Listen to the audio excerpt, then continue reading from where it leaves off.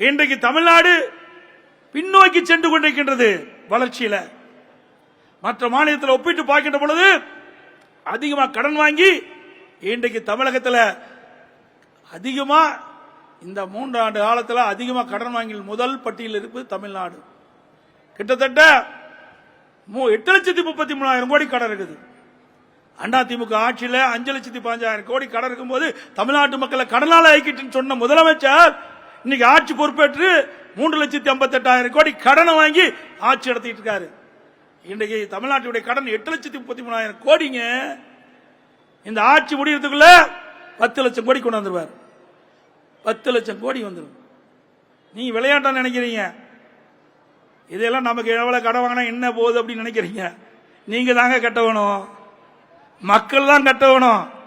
இன்னைக்கு அவர் பாட்டுக்கு முதலமைச்சர் இருக்கும்போது கடனை வாங்கி விட்டுட்டு போயிடுவாரு. ஆக எவ்வளவு கடன் வாங்கினாலும் மக்கள் தலையில் தான் வந்து விழும். மக்கள் மீதுதான் வரி சுமத்தி இந்த கடனை கட்ட முடியும். வேற எப்படி கடனை கட்ட முடியும்? சிந்திச்சு பாருங்க. அதிமுக ஆட்சியில் இருக்கின்ற பொழுது சாலை வரி இல்ல, டிரான்ஸ்போர்ட்ல வரி போடல, நிலத்து வழிகாட்டு மதிப்பீடு கரை மண்ணையில ஸ்டாம்ப் டியூட்டி கட்டுங்க, விலை ஏத்தல. இன்றைக்கு மதுக்கடையில் 20% விலை ஏத்திட்டாங்க, பாட்டிலுக்கு 20% ஏத்திட்டாங்க. அது மட்டும்